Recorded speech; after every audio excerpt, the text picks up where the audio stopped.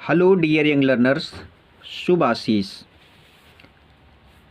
आज का हमारा टॉपिक अफ्रीका महाद्वीप के देशों में स्वाधीनता आंदोलन। तो आइए डियर यंग लर्नर्स शुरू करते हैं। एशिया महाद्वीप की तरह अफ्रीका महाद्वीप में भी स्वतंत्र होने के लिए राष्ट्रवाद अर्थात देश प्रेम का उदय हुआ, जिसने स्वतंत्रता आंदोलनों के विकास में सहायता की। उस समय अंतर्राष्ट्रीय स्थिति के कारण यह आंदोलन काफ़ी मजबूत हो गए। इसके अतिरिक्त द्वितीय विश्व युद्ध में साम्राज्यवादी शक्तियों को इतना कमज़ोर कर दिया था कि वे इन आंदोलनों के सामने अधिक समय तक टिक न सके। परिणामस्वरूप अफ्रीका के देश एक एक करके स्वतंत्र होने लगे। आइए आपको एक जानकारी दें कि कौन से देश अफ्रीका महाद्वीप में स्वाधीन हुए। सबसे पहला है घाना। घाना दक्षिणी अफ्रीका में स्वतंत्रता पाने वाला पहला देश था। अंग्रेज़ों ने यहाँ एक उपनिवेश को जीतकर इसका नाम गोल्ड कोस्ट रखा था। गोल्ड कोस्ट की जनता के प्रमुख नेता नक्रूमा थे, जिन्होंने 1949 ईस्वी में कन्वेंशन पीपुल्स पार्टी की स्थापना की थी। गोल्ड कोस्ट में एक मजबूत ट्रेड यूनियन आंदोलन भी उठ खड़ा हुआ। कन्वेंशन पीपुल्स पार्टी और ट्रेड यूनियनों ने आपस में मिलकर स्वतंत्रता की मांग की, परंतु उनके अधिकांश नेता गिरफ्तार कर लिए गए और उनकी स्वतंत्रता की मांग को दबाने के प्रयास किए गए। 1950 ईस्वी में के बाद ब्रिटिश सरकार ने कुछ संवैधानिक सुधार लागू करने आरंभ किए। चुनाव में पीपुल्स पार्टी की भारी विजय हुई और उसके दबाव में ब्रिटिश सरकार ने गोल्ड कोस्ट को स्वतंत्रता देने की बात मान ली। इस प्रकार 6 मार्च 1957 ईस्वी को एक नए स्वतंत्र राज्य का उदय हुआ, जिसे घाना नाम दिया गया। तो घाना का पहले नाम था गोल्ड कोस्ट। टोगोलैंड का जो भाग ब्रिटिश नियंत्रण में था, वह भी घाना में सम्मिलित हो गया। अब आइए बात करते हैं गिनी देश के बारे में। पश्चिमी अफ्रीका का यह देश फ्रांस का उपनिवेश था। 1958 ईस्वी में फ्रांस ने अपने उन उपनिवेशों में जनमत संग्रह कराया जिन्हें मिलाकर फ्रांसीसी भूमध्य रेखीय अफ्रीका बनाए गए थे। गिनी भी की जनता ने पूर्ण स्वतंत्रता के पक्ष में मतदान किया। अतः 2 अक्टूबर 1958 ईस्वी को गिनी को गणराज्य घोषित कर दिया गया। 1960 ईस्वी में स्वतंत्रता पाने वाले अफ्रीकी देश। वर्ष 1960 ईस्वी को प्रायः अफ्रीका का स्वतंत्रता वर्ष कहा जाता है। उस वर्ष अफ्रीका के 17 देश स्वतंत्र हुए।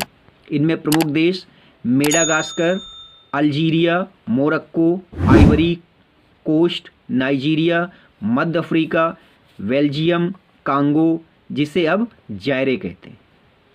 कांगो का वर्तमान नाम जायरे है। पूर्वी तथा मध्य अफ्रीकी देश। 1961 और 1964 ईस्वी के बीच पूर्वी एवं मध्य अफ्रीका के अनेक देश स्वतंत्र हुए। इनमें प्रमुख थे केन्या, युगांडा, टंगानिका, जंजीबार, न्याशालैंड, उत्तरी रोडेशिया, रुवांडा और बुरुंडी, सियरा लियोन, जाम्बिया, वसुटोलैंड और बोत्सवाना, भूतपूर्व बेचुआनालैंड। बोत्सवाना का पूर्व नाम था बेचुआनालैंड। केन्या में स्वाधीनता आंदोलन का नेतृत्व केन्या अफ्रीकन यूनियन के नेता जोमो केन्याता कर रहे थे। 1952 ईस्वी में वहाँ एक किसान विद्रोह खड़ा हुआ।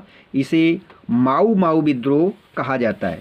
इसे कुचलने के लिए 15,000 केन्यावासी मार डाले गए तथा 80,000 को यंत्रणा शिविरों में डाल दिया गया। इस विद्रोह के नेता जोमो केन्याता को जेल में डाल दिया गया, किंतु ब्रिटेन इस आंदोलन को कुचलने में असफल रहा और 1963 में केन्या स्वतंत्र हो गया। अगला देश स्वतंत्रता पाने वाला अफ्रीकी कांगो। अफ्रीका के अनेक नव स्वतंत्र देशों को स्वतंत्रता के बाद के वर्षों में गंभीर समस्याओं का सामना करना पड़ा। सीधे सीधे हस्तक्षेप करके और फूट के बीज डालकर साम्राज्यवादी देशों ने अपने पुराने उपनिवेशों पर नियंत्रण बनाए रखने की कोशिश की। जैसे बेल्जियम ने कुछ देशों की सहायता से और भाड़े के सैनिकों का उपयोग करके कांगो से कटांगा नामक एक समृद्ध प्रांत को अलग कर दिया। कांगो के प्रधानमंत्री पैट्रिस लुमुम्बा का वध कर दिया गया और कांगो में अनेक वर्षों तक अव्यवस्था बनी रही। तो आइए डियर यंग लर्नर्स, अगले अफ्रीकी देश अंगोला की बात करते हैं। अंगोला मोजाम्बिक और गिनी बिसाऊ तथा केप वर्दे पुर्तगाली उपनिवेश थे। 1970 ईस्वी तक अफ्रीका के लगभग सभी देशों ने स्वाधीनता प्राप्त कर ली थी, परंतु पुर्तगाली उपनिवेशों में अब भी स्वतंत्रता प्राप्ति के लिए लोग संघर्ष कर रहे थे। पुर्तगाल की सेना संघर्ष को कुचल रही थी।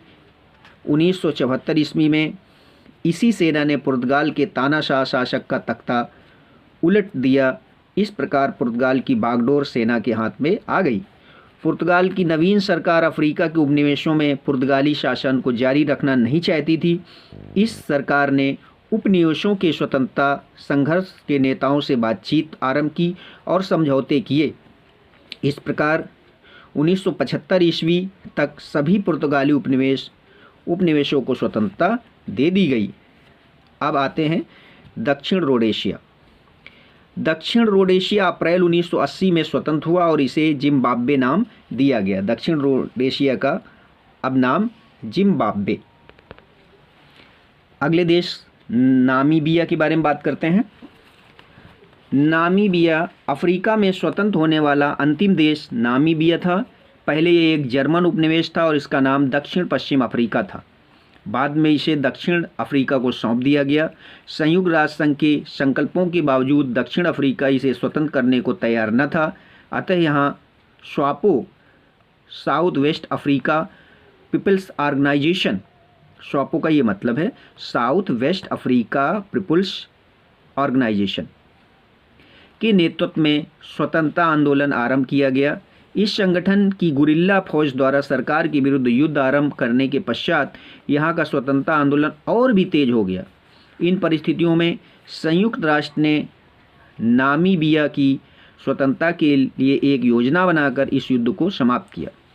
नवंबर 1989 ईस्वी में नामीबिया में चुनाव हुए जिनमें स्वापो को सफलता प्राप्त हुई।